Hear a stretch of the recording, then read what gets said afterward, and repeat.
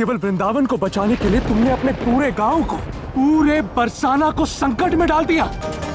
इतना महत्वपूर्ण निर्णय लेने से पहले किससे परामर्श किया तुमने? कोई विचार विमर्श नहीं? हाँ, यहां तक कि ऐसा करने से पूर्व तुमने उचित रीति से सोचा तक नहीं रहा था।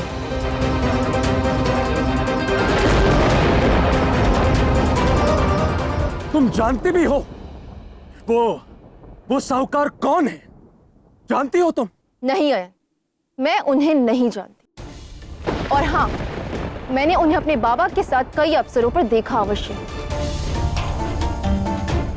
और हाँ, उन्होंने अपनी पहचान बताने से मना किया क्योंकि वो अपनी पहचान गुप्त रखना चाहते थे।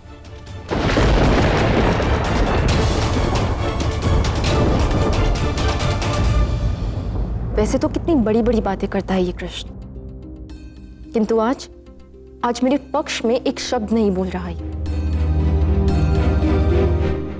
आयन, ये तुम क्या कह रहे हो? राधा ने जो कुछ भी किया उससे महान कार्य कोई नहीं हो सकता, उससे बड़ा त्याग नहीं हो सकता। यदि आज राधा के अतिरिक्त कोई अन्य भी होता तो वही करता जो राधा ने किया है। इसके अतिरिक्त और कोई विकल्प था भी नहीं। हम सबको राधा के गुणगान करने चाहिए।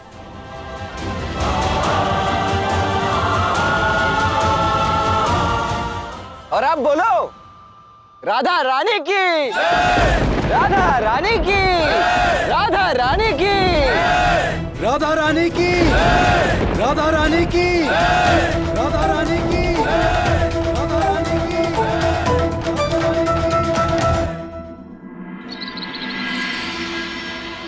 महाबली कंस की सेना युद्ध से कभी खाली हाथ नहीं लौटी थी।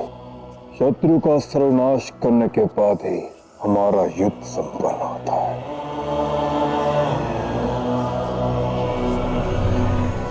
किंतु ये हुआ कैसे? उस राधा ने एक नहीं, दो नहीं, 500 बैलगाड़ी धान का प्रबंध कर लिया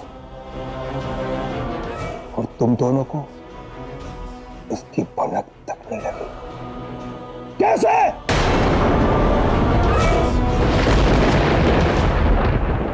क्षमा करें महाराज, परंतु मेरे विचार से इसमें भी उस कृष्ण की ही कोई माया होगी, अन्यथा ऐसा एक कार्य संपन्न कर पाना ये अपनी राधा के लिए असंभव था महाराज। अपनी मूर्खता के लिए तुम उस कृष्ण को दोष मत दो। तो ठीक है महाराज, अब आप ही बताइए हमें आगे क्या करना है। बताऊंगा, शीघ्र ही बताऊंगा कि क्या करूंगा मैं।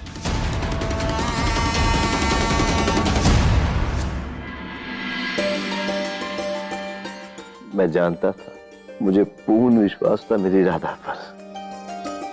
आज तुम्हारे सूझबूझ के कारण कितने जीवन बच गए, तुम्हारा गांव बच गया। हाँ राधा, केवल मित्र वृषभान ही नहीं बल्कि पूरा बरसाना और वृंदावन तुम पर गर्व करता है। राधा, आज तुमने एक बार फिर ये प्रमाण दे दिया है कि तुम सही अर्थ में राधा रानी हो।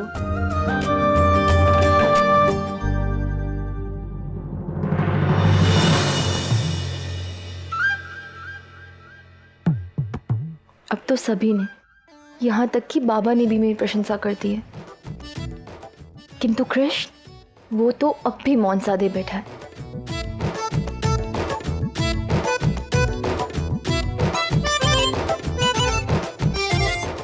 अच्छा, बड़े चतुर बन रहे थे ना? अब आओ, करो मेरी प्रशंसा। अच्छा, ये सब छोड़ दीजिए, आप ये बताइए कि आपका स्वास्थ्य कैसा है बृषभान काका? पहले से स्वस्थ हो बेटा। ये तो बहुत अच्छी बात है। मैं कह रहा हूँ आप ऐसे विश्राम करते रहिएगा, शीघ्र ही स्वस्थ हो जाएंगे। अच्छा, मुझे बहुत सारे कार्य है, आज्ञा दीजिए, मैं आता हूँ।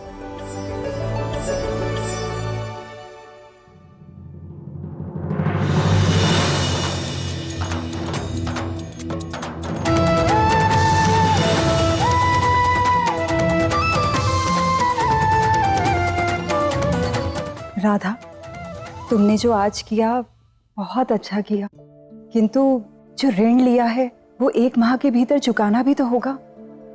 वो कैसे होगा राधा? माँ, आपको चिंतित होने की बिल्कुल आवश्यकता नहीं। आपकी पुत्री है ना, सब संभाल लेगी। अच्छा, अब मुझे आज्ञा दीजिए।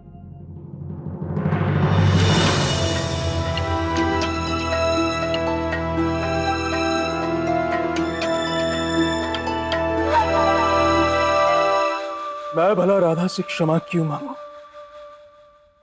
ये जानते हुए भी कि उसने क्या किया है। क्यों क्षमा मांगोगे? क्योंकि सबके सामने तुमने उसके निर्णय पर प्रश्न उठाए, उसे ऊंचे स्वर में बात की, तुमने उसके अहंकार को ठेस पहुंचाई, जिसे बढ़ावा देना था, है ना? अयन, राधा वो करते हैं जो हमारी योजना को सफल बना सकती है।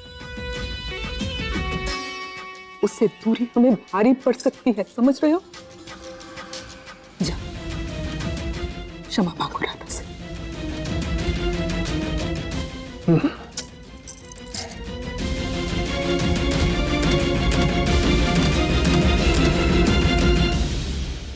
हाँ, कृष्ण समझता क्या है अपने आप को? उसे क्या लगता है कि वो मेरी प्रशंसा नहीं करेगा तो मैं दुखी हो जाऊंगी? मैं जानती हूँ कि मैं कितनी श्रेष्ठ हूँ और मुझे उस कृष्ण की या किसी अन्य इंसान की प्रशंसा की कोई आवश्यकता नहीं। राधा,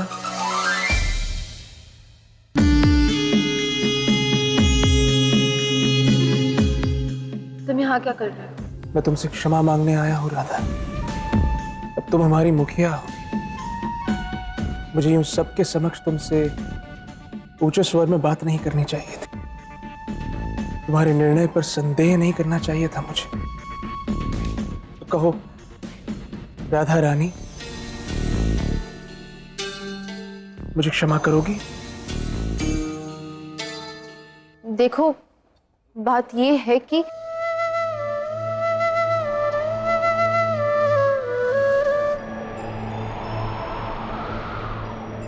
राधा, अंततः तुमने मेरी प्रशंसा करने का बहाना ढूंढ ही लिया कृष्ण। राधा कहाँ जा रही हो? अपनी बात तो पूरी।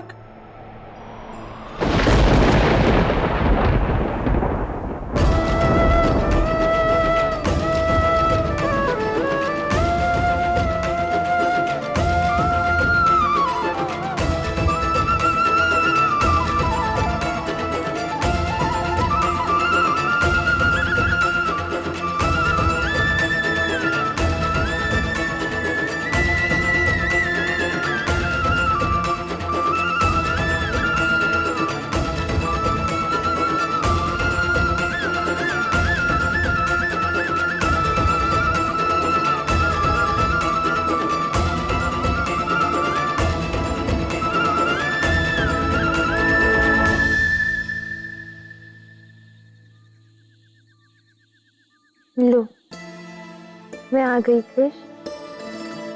अब कहो, क्या कहना चाहते थे?